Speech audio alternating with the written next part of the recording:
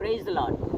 இன்றைய நிகழ்ச்சியில் லூக்கா 17ஆம் அதிகாரத்தில் 10 குஷ்டரோகிகள் இயேசுவை சந்திக்கிற நிகழ்வை குறித்து நம்ம பார்க்க போகிறோம். அந்த 10 குஷ்டரோகிகள் ஆண்டவராகிய இயேசு கிறிஸ்துவினிடத்தில் வந்து எங்களுக்கு சுகம் வேண்டும் என்று சொல்லி அவரிடத்தில் கேட்கிறார்கள்.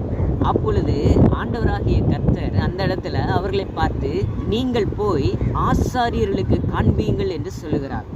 அப்போது பரிசுத்த வேதாகமத்தில் ஆண்டவர் ஒவ்வொருவருக்கும் ஒவ்வொரு விதமான வழி நடத்துதலில் சுகத்தையும் விடுதலையும் அவர் கட்டளையிடுகிறதை நம்ம அங்கே பார்க்க முடியும். இந்த அதிகாரத்தில் சொல்லப்பட்டிருக்கிறது, இந்த 10 குஷ்டரோகிகளுக்கு ஆண்டவராகிய இயேசு கிறிஸ்து கரங்களை தொட்டோ அல்லது வார்த்தையை கொடுத்தோ அவர்களை சுகமாக்கலை. நீங்கள் போங்க, ஆசாரியர்களுக்கு காண்பீங்க, அவ்வளோதான். அந்த ஒரு வார்த்தை தான். அவர்கள் அப்படி வழி நடந்து போகையிலேயே அவர்களுக்கு அங்கே சுகம் உண்டாகிறத நம்ம வேதத்தில் படிக்கிறோம். எனக்கு அன்பான தெய்வ ஜனமே, இன்றைக்கு சிலருடைய வாழ்க்கையில் ஏன் இன்னும் வெற்றி வரலை, ஏன் இன்னும் சுகம் கிடைக்கல, ஏன் இன்னும் என்னுடைய வாழ்க்கையில் நன்மை நடக்கலை அப்படின்னு நீங்கள் நினச்சிட்டு இருக்கிற இந்த வேலையில் உங்களுக்கு ஒரு காரியத்தை நான் நினைப்பூட்ட விரும்புகிறேன்.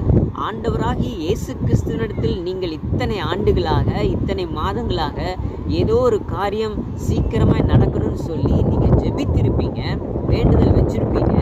ஆனால் அந்த நேரத்தில் ஆண்டவராகிய இயேசு கிறிஸ்து ஏதோ ஒரு விஷயத்தை உங்களுக்கு சொல்லி உங்களுடைய விண்ணப்பத்தை கேட்டு உங்களுக்கு ஒரு காரியத்தை நினைப்பூட்டி இருப்பார். நல்லா யோசிச்சு பாருங்கள், இந்த விஷயத்தில் ஏன் இன்னும் எனக்கு பதில் கிடைக்கல அப்படின்னு நீங்கள் நினச்சிட்டு இருக்கும்போது ஏதோ ஒரு கட்டளையை அவர் சொல்லியிருப்பார். இதை நீங்கள் செய்யுங்க, இவங்களை போய் சந்திங்க அப்படின்னு சொல்லி சிலரை குறித்து உங்களுக்கு நினைப்பூட்டி இருப்பார். ஆனால் நீங்கள் என்ன நினச்சிருப்பீங்க? இவங்களை போய் சந்திச்சா அது விடுதலை ஆகிடுமா, இவங்களை போய் சந்திச்சா நமக்கு வந்து வெற்றி கிடைச்சிருமா நீங்கள் நினச்சிட்டு இருப்பீங்க. எதை நீங்கள் சாதாரணமாக நினைக்கிறீங்களோ அந்த இடத்துல தான் வெற்றி இருக்குது. ஒரு கல்லறி தூரத்தில் ஒரு வெற்றியும் அற்புதமும் இருக்குதுன்னா நம்ம என்ன செய்வோம் தெரியுங்களா? அந்த சமயத்தில் நம்ம அதை மிக சாதாரணமாக எடுத்துக்கொள்வோம். அதனால தான் நாம் வெற்றியை இழந்து இன்றைக்கு தோல்வியிலே வாழ்ந்து கொண்டிருக்கிறோம். இன்றைக்கு நான் உங்களுக்கு சொல்லுகிறேன், தோல்வியிலையும் வேதனையிலையும் கண்ணீரையும் வாழ்வதற்காக கர்த்தர் நம்மை அழைக்கலை.